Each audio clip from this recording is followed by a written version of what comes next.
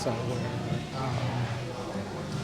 returning with the next Morkborg product, feretory, death, devilry, strange forbidden knowledge, lost souls, cursed treasure, and the road to damnation. So, I'm not quite sure what exactly to expect from this one, although I believe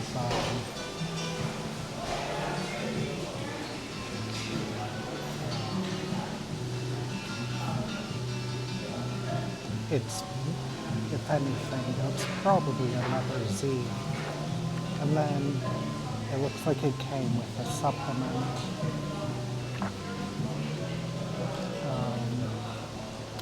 Dark Fort, a slightly adapted and translated version of a solo/micro game that became Morkborg. Have a handful of dice, a pencil and paper, and begin your perilous dial into the Dark Fort. So this looks like a slightly more traditional take. The Catacomb Rogue enters the stage. Your name is Cargunt. You begin with 15 hit points and 15 plus d6 silvers. You may carry unlimited items. It's a bit less of an intense start. You own one weapon, a warhammer, and one armor, minus d4 damage.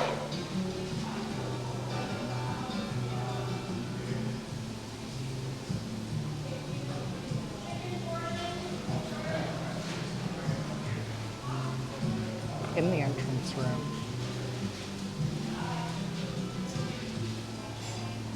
draw a room of any size or form worthy for lead. Actually, you know, this is a solo game, so maybe I'd actually just play for it. Okay, and then these are still on character sheets. Maybe I'll, well, it is a bit critical, but I don't have a pencil.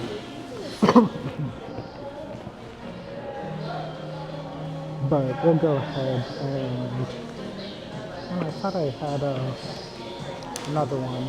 It looks like I haven't used this pen. We rolled Warhammer and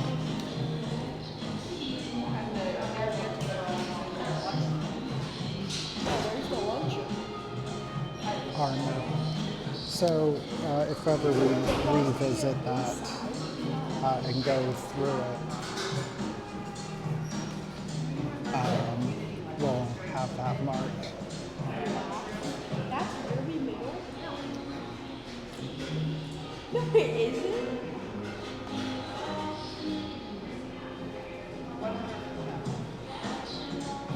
Okay, yes. This is basically another zine.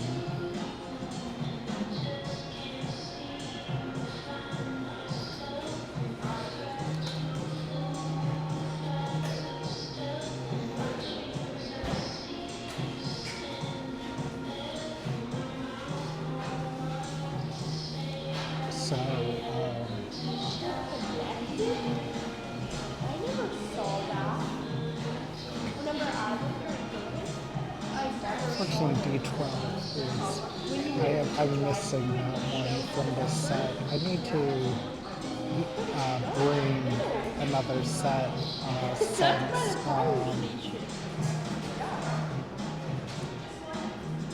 which is not hard.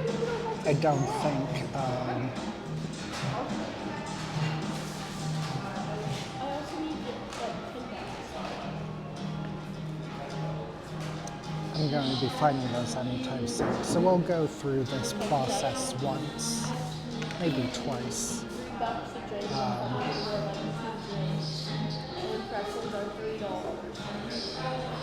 So that's it's bent like a coat hanger with blood-caked fur, and it's fading in and out of sight.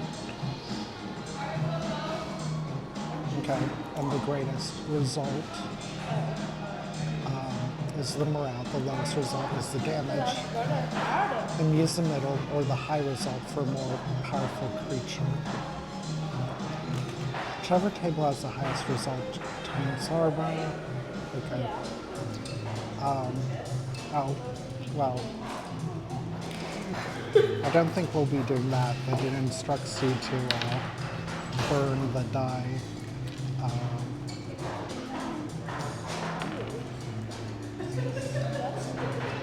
I think that's a good way to release a lot of harmful chemicals into the atmosphere depending on what dye you're using. More than anything, this monster wants to collect eyes to see Necroball. And its terrible trait is that it can and will converse. Attempts to persuade PCs to attempt to assist its saying.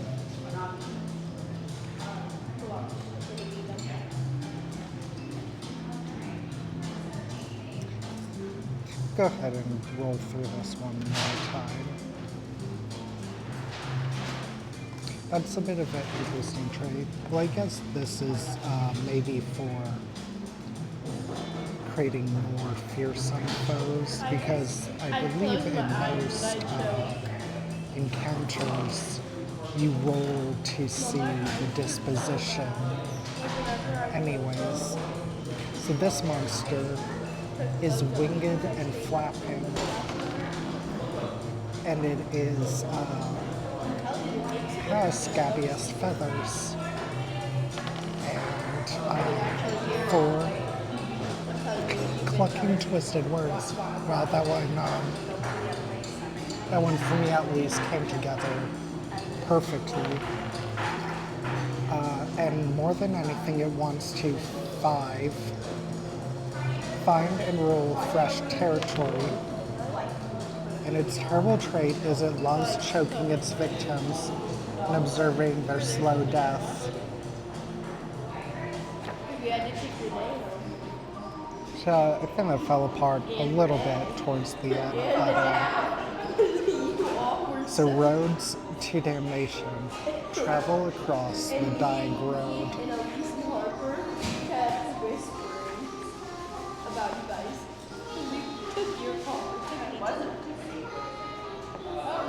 I don't know why it strikes out to me, but I really love just the haze of that fire.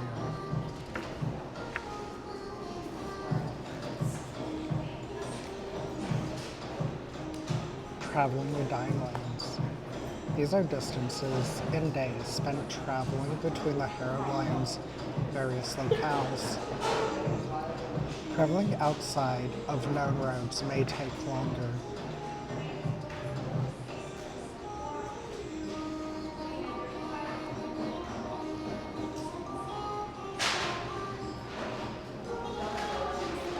So this looks like a more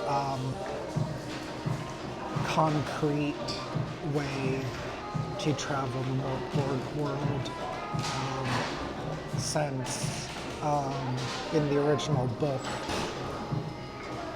it's all just very abstract.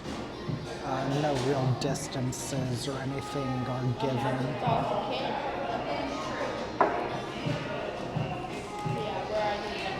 For a smaller world, have the static modifier and drop the die size one step.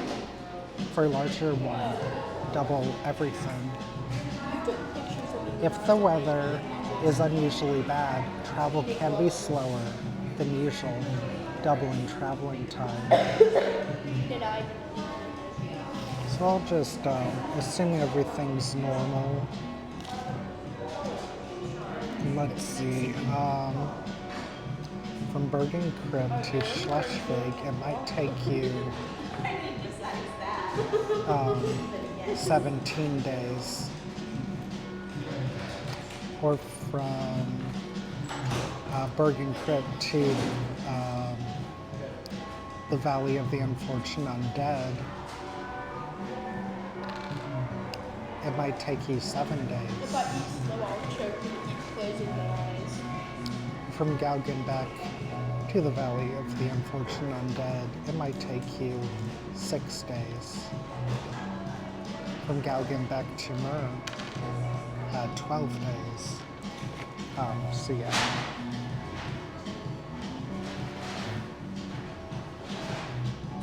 So yeah, this just looks like it's set up for a more traditional game for keeping. I think you still do in Are you gonna get the mad at me if I don't eat this? travel checklist. Keep track of food and water. Go to who? Remember to roll for the calendar of Necrable daily.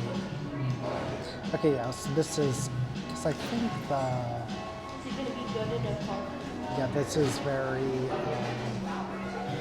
just actually tracking stuff that's more abstract than the base version. Roll for weather. Rerolling if they become samey or travel events dictate. Information within parentheses are things which are not clear at first glance. To your players, I'm assuming it means, what is the road like?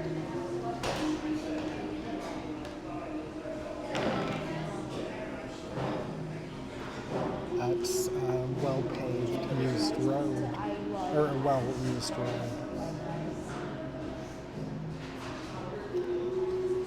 Events by the road roll daily. When you roll So salty. an italicized result, cross it out and replace it with something of your own.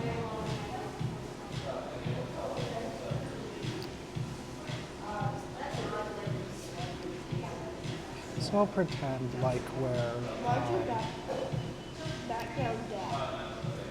what did we say for Galgenbeck to the valley? Or we'll just roll a new trip and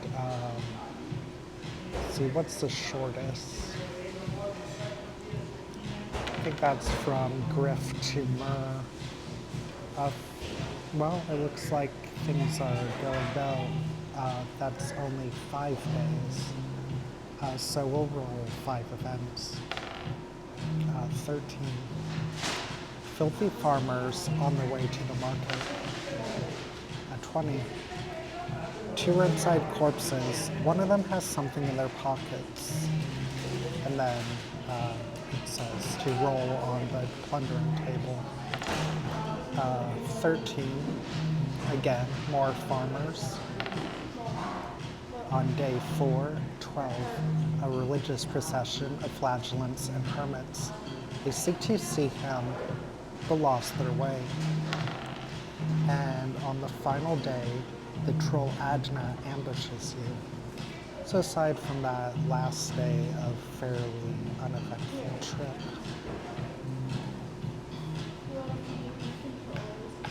Are you done with everything in here? and then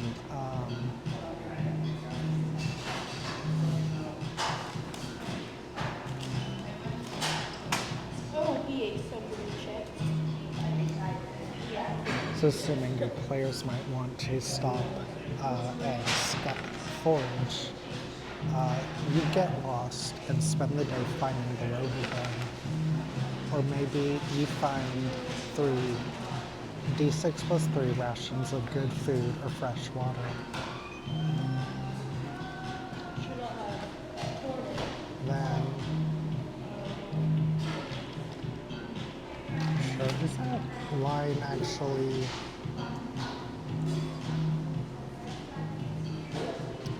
kind of wish they might have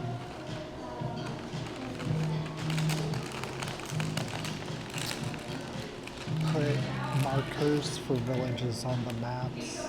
That might have been, I think, better. deserted, D6 rations of food and water can be scavenged. And maybe it's ruled by bandits.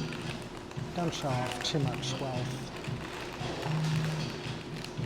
And if you leave a road, oh, you know what? I don't know why I don't think of it. I'll just go ahead.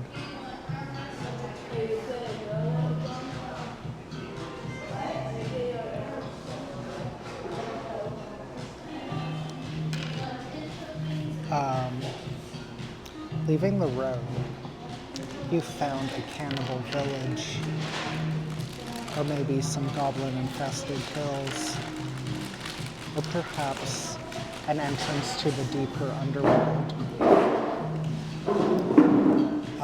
Nightly campsite events might be 3. Quiet night for once. 9. The green and terrible moon shines on the campsite.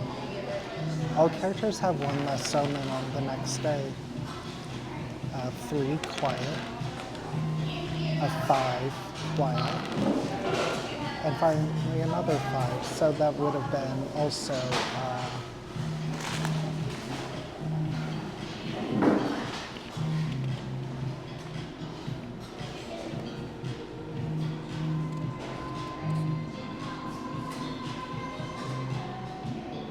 a quiet nighttime journey. So it looks like we've got some more creatures. Eat, pray, kill.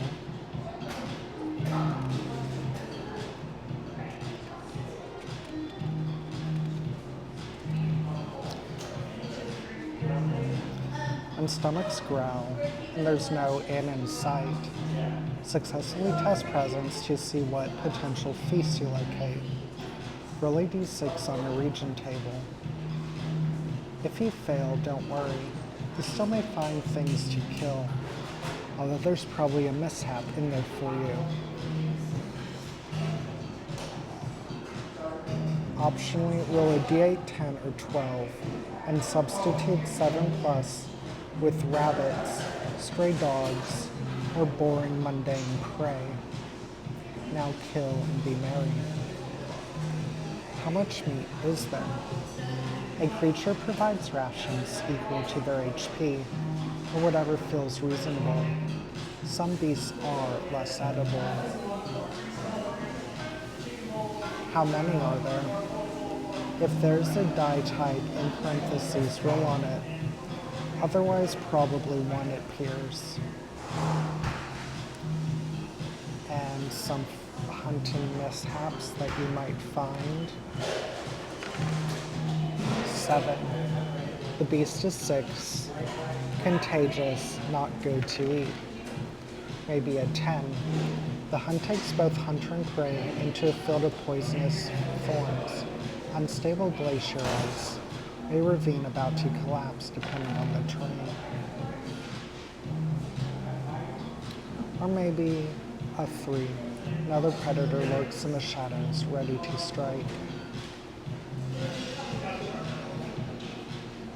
You find in the belly of the beast. Obviously, some beasts are too small or weird for this table. An 8. A broken glass contaminates half the meat. Maybe a 2. A long and angry flesh worm. Or a 9. A black tube containing hallucinogenic powder. Presence DR12 or -2 presence for an hour, but you can see and communicate with spirits for the duration.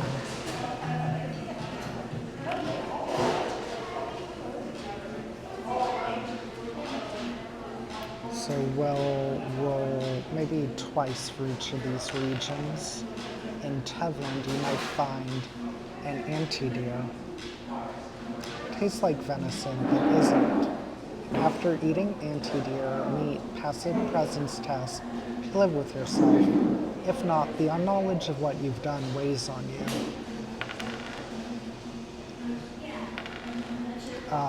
feral horses are more than wild, for they know and love the taste of flesh.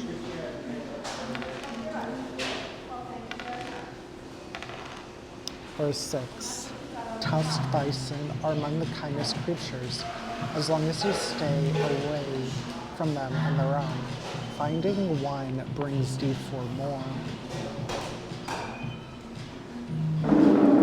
In Sarkash, you might find a 3, carrion aloes.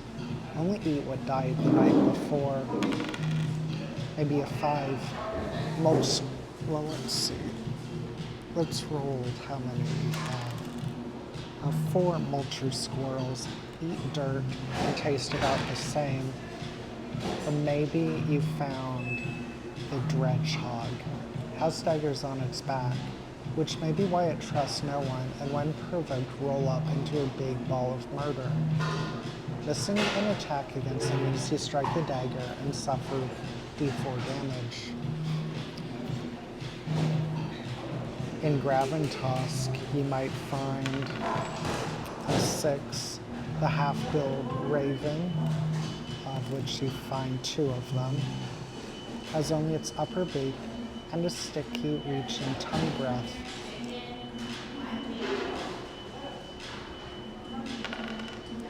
Maybe you found a 3, 4 unbred mutts are the descendants of pedigreed dogs, waiting by their late master's graves. Some say they're the same dogs still waiting. Or maybe the grim-toothed squirrel's teeth are made for cracking bones and savoring the marrow within.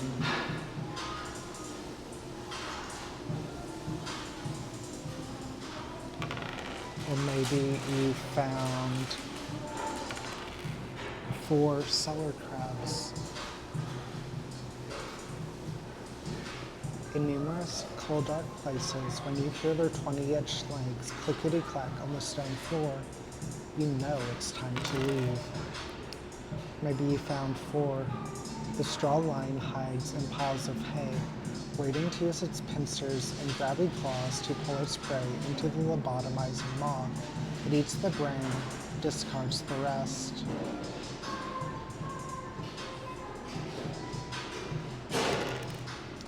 Or maybe 3.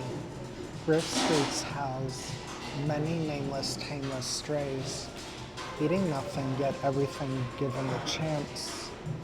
And you found 5 of them.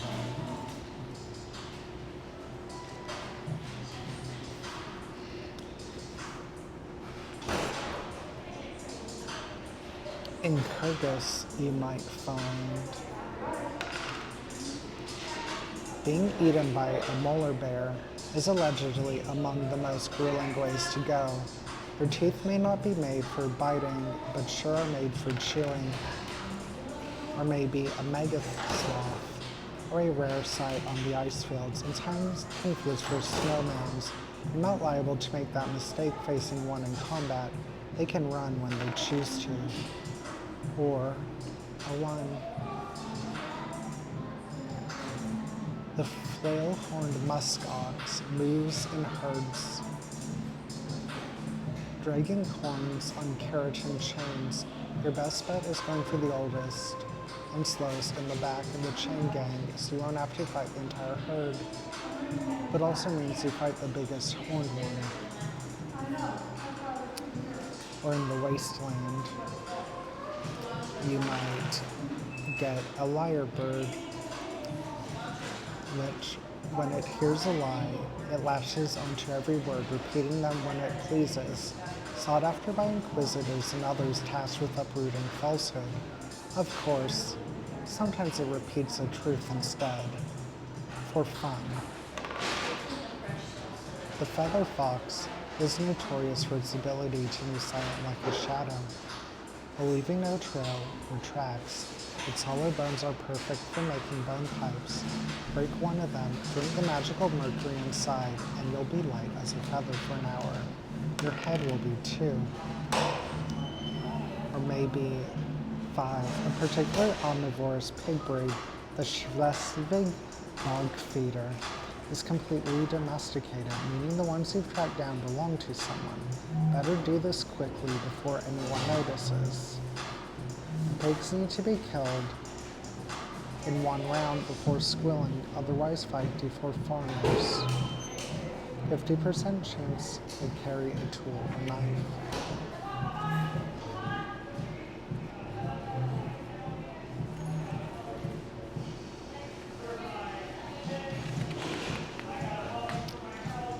Well, I feel like, which I think these are all on the map, but maybe the merchant table from the last book just didn't use all the regions. I feel like this is taking a fair bit more to get through. In Lake Onda, you found the groan sounds like a weary tree slowly waving in the wind. However, wind stops when the groan is near. Everyone nearby defends against the groan using its presence. There is no escape. Armor will not save you. When the groan dies, there is no body. Was it even here? DR14 presence test or forget. It will be back. Maybe a 4. Carcass Swan. Mates for life. A decade-long story ending in the surviving calf eating its dead lover and gaining a test for flesh. Long story short, when you see a lone carcass swan, you run before it sees you. Maybe a 1. Cursed trout. Live among the lake's regular trout. It is not apparent until you've caught one, until you gut it and find there are none. A hollow fish. The cursed trout is seen as a terrible omen, whether by magic or superstition. Whoever gets such a fish cannot sleep for D6 days. The Valley of the Unfortunate Undead. I'd be amazed if most of these are edible. 2. Grub stopper is a common word for a bug, large enough to calm a man's hunger. HP 1, you're not eating much off of those. 5. The marrow sparrow has a syringe-like beak for feeding on sleeping victims. One makes a very good soup stock that fills the stomachs of 4. 4. Gravelings. They're a bit like skinless hunchback dogs with opposable thumbs. They taste about the same too.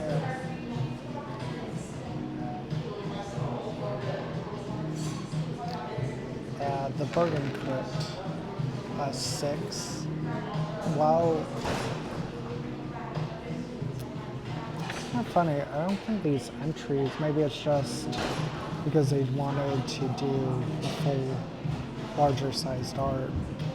So I don't think these entries are much larger. What did we say? Well, 6 is up. I'm assuming I rolled it. All resting, the rag pie resembles a scrunched up bundle of cloth with a sprinkling of old bones close by. When bringing down its plate, it looks more like a dark cloak enveloping the target in a deathly choke embrace. 4. When 4 wings and a mean demeanor, the veer-winged falcon is the mountain sky's undisputed despot. These massive birds' arrogance brought them close to extinction, as it eats only its own brood. It still kills other creatures to assert dominance. At 2. Netflix's monkeys lived in the abyss for so long that the abyss grew tired of them and spat them out. Now they leap from peak to peak with their bony wings, tossing unfortunates down the cliffs to spite the rocks below, laughing all the while.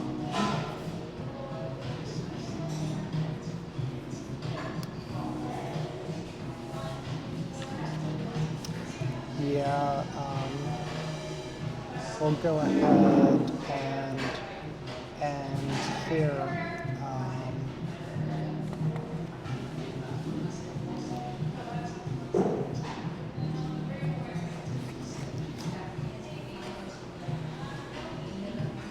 So it looks like we'll be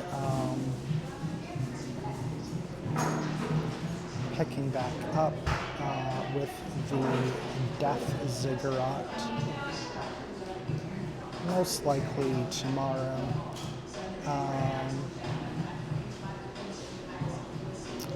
Yeah, enjoying this. It's still got that zine feel to it. Finished the last one in 3 days. Not sure. I think we're a bit behind that for this. It seems a little bit denser so far, but maybe it'll lighten up. So yeah, we'll pick back this up most likely tomorrow. And that is it for today.